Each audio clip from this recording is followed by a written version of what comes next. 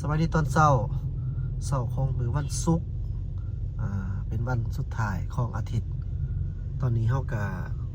อยู่ที่แถวโรงเรียนอุดมเวียงจันทน์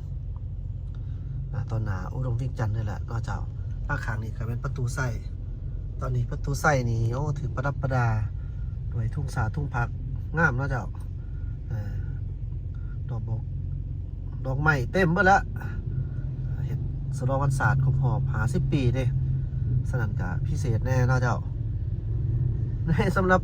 น้องๆนักเรียนนี่ที่ว่าฟ้าวเนาะไปก็ดีหอนโมงเลยได้นี่นะตอนนี้พอดี8 โมงยังแต่2 นาทีเดี๋ยวไอ้พินจะพาท่านผู้ชมเก็บเลาะเบิ่งภาพบรรยากาศอยู่ตามท้องถนนแห่งนี้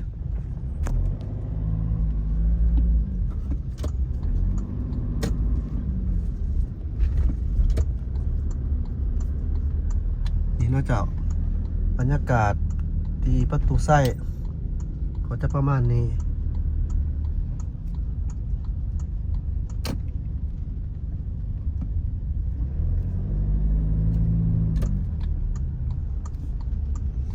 บรรยากาศอยู่ที่สวนประตูไส้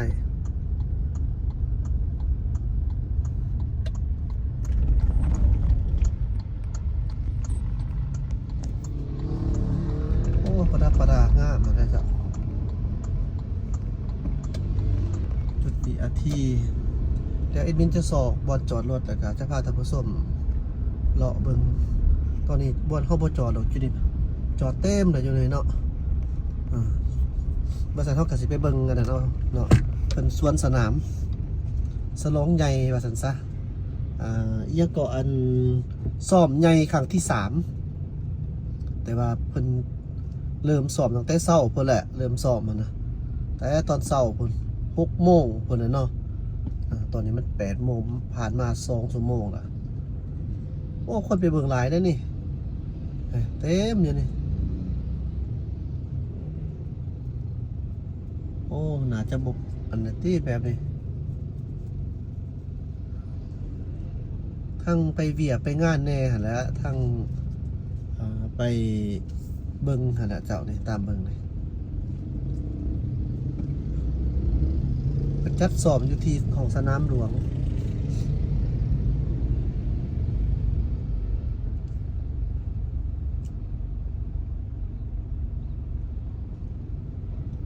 โอ้โห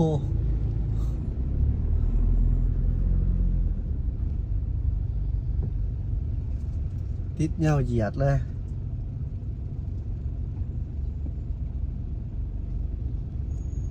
บ่ได้ไปนำแล้วบ่ได้ไปเบิ่งแล้วคันซั่นนั่นนี่เพิ่นเนาะตั้งแต่นี้ไปโอ้บ่ไหวดอกจ้าท่านผู้ชมโอ้เจ้าหน้าที่เพิ่นลัดเด้นี่นะลัดบ่ให้ไปได้นี่เนาะถนนโพนนั่นน่ะถนนอันโอ้ยว่าสิลืมบ่ไปละเนาะโอเคเฮาบ่ไปซะเพิ่นบ่ให้ผ่านโอ้ยว่าสิไปเบิ่งเพิ่นให้เขาทางใหม่บ่หรือว่าแนวใดนี่เอาเบิ่งเข้ามาทางเพิ่นเข่งพี่เบิ่งพาท่านผู้ชมไปเบิ่งบรรยากาศซื่อๆนะแบบเพิ่นแนวเพิ่นบอกว่าให้พวกส้นสามารถเข้าไปเบิ่งไปส้มไปเบิ่งได้นะก็เลยแบบว่าอย่าเอาภาพบรรยากาศมาให้เบิ่งเดี๋ยวเฮามาเบิ่งอยู่แถวบ่อนเขตพนเข่งเนาะเจ้าเขตพนเข่งก็จะเป็นแนวไหนเขตพนเข่งนี่โอ้ทางนี้กระโดดติดไปเลย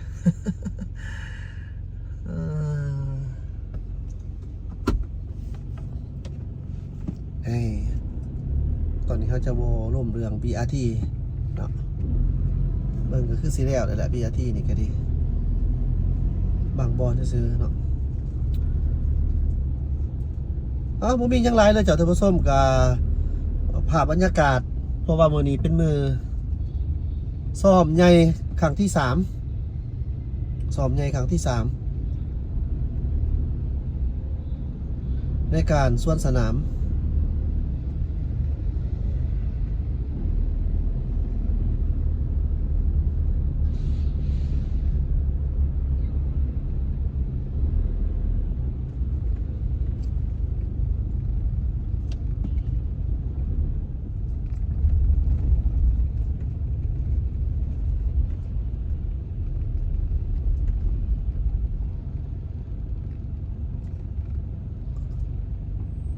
อ้โหว่าอยู่ไสเนาะเป็นประดับประดาเต็มไปเลย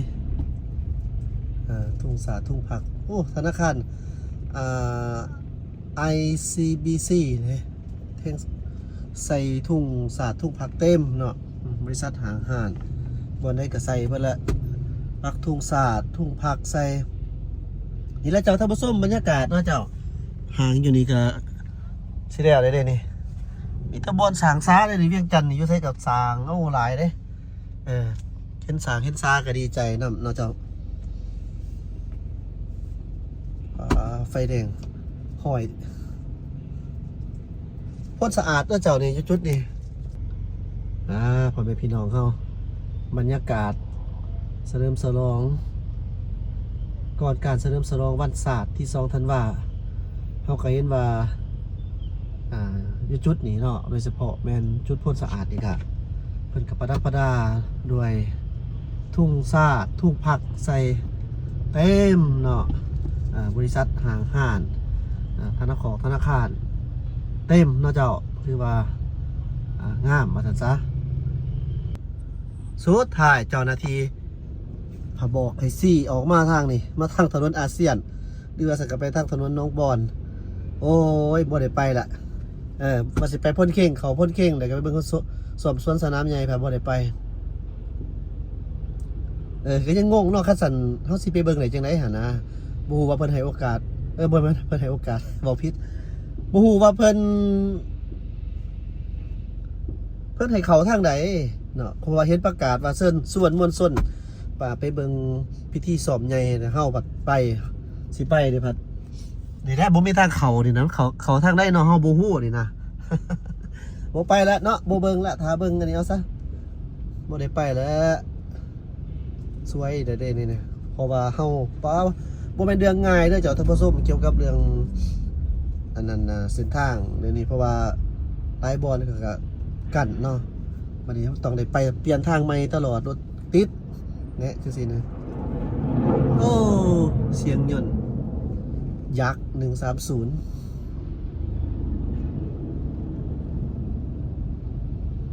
นะรถติดนะ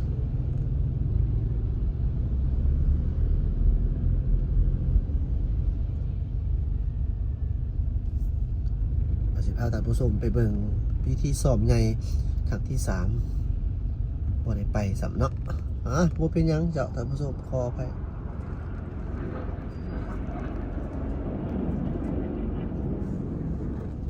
ได้ยินแต่เสียงจักรเสียงยนต์เครื่องบินยนต์ฝึกแอบยักษ์130บินในซ้อมบินคือกันแล้วเพิ่นซ้อมบินในเพื่อเกี่ยมเฉลิมฉลองวันศาสตร์เด้แต่ว่าเขาปรากฏว่าตามเพิ่นซ้อมมาแต่ละเทื่อคือบ่เห็นแบบมีประเภทยุทโธปกรณ์อย่างต่างๆเนาะเจ้าคือว่าบ่เห็นนะที่จะเห็นแต่ผู้คนอย่างอยู่ไสมาให้ทายจักบาทเลยนะติดคักติดแน่ติดแบบบนเน้งบติง โอ้นี่แล้วโรงพยาบาลพิษเถื่อนโรงพยาบาลพิษเถื่อนโรงเคลื่อนพิษยามบนเน้งบติงเลยเนาะเจ้าเข็มซีบุญเฮืองถนนอาเซียนบอเน้งบอติงคนทางนี้โดดเด่นขนาดซัดเลย แบนสิเบิดแน่เบิ่งทางนี่เอาเหียบห้อยโรงเรียนจีนเพิ่นว่าเนาะเรียบร้อยแม่บ่นิ่งบ่ติงติดคักติดแน่ ติดคักติดแน่ปิดทางนี่เด้นี่เด้อพี่น้องเฮาอย่ามาทางนี้ได้ปิดทางรถติดคักติดแน่นี่วันนี้เนาะสีบนเฮืองสีแยกไฟแดงรถนี่แหละอยากให้เบิ่งท่านผู้ชมเอ้ยนี่ความว่าติด4เลนเนาะไปกลับติดคักติดแน่เพราะว่าจุดเขาออกนับตั้งแต่คันสิว่าสิเขาไว้ทางพ้นเข่งเนาะ นับตั้งแต่พี่แหละพ่นสะอาดพี่เพิ่นก็ลัดเนาะลัดทางบ่ให้เข้าไปในแล้วก็แล้วถนนน้องบอนก็ลัดบนประตูไส้หันบ่ให้เข้าไปหันอีกเนาะออกมาพี่อีกเขาก็เกี่ยวมาทางถนนอาเซียนก็มาหอดซีบนเทืองนี่ท่านผู้ชมก็ลัดอีกในนาจุดนี่นะถือว่าเป็นสอบใหญ่ว่าสัตว์ซาพิธีสอบใหญ่ฮะแหละรถติดคักติดแน่ตอนนี้เนาะติดคักติดแน่เลยสังเกตได้เนาะเจ้าไปเมืองอะไรก็เต็มอะไรเงี้ยเอาค่อยไปค่อยมาพ่อพี่น้องเอาค่อยไปค่อยมาเวียงจันทน์เฮานี่รถหลายคู่มือนี่รถเพิ่มขึ้นเอาแถวว่าหลายแถวหลายว่าแต่ว่าทางเฮามันก็ยังคือเก่ามันก็ยังขยายบ่ได้เนาะเจ้าขยายบ่ได้ฉะนั้นก็ใส่แต่ความอดทนนี่แหละเจ้าค่อยไปค่อยมาประมาณนั้นแหละบ่เป็นตาตอนเช้านี่บ่เป็นตามานะเนาะคันบ่ไปบ่มีเวียกอีดีนี่8 โมงตอนนี้8 โมง 19 นาทีเด้อบ่เป็นตาไปแต่มาดอกเสียน้ำมันรถน้ำมันแพงๆคู่มื้อนี่โอ้คันบ่มีเวียกจำเป็นนะฉะนั้นทำใจเนาะนักน่วงน้ำมันนี่ประมาณนี้เจ้านี่บนเน้งเด้นี่นะบนเน้งบนเตียงล่ะฮะถ้ากันจึงก็ยงสิแล้วแนวบอลสีแยกไฟแดงไฟยังมันไปก็จะไปเนาะมันก็ส่วนก็อยู่หันเอ้า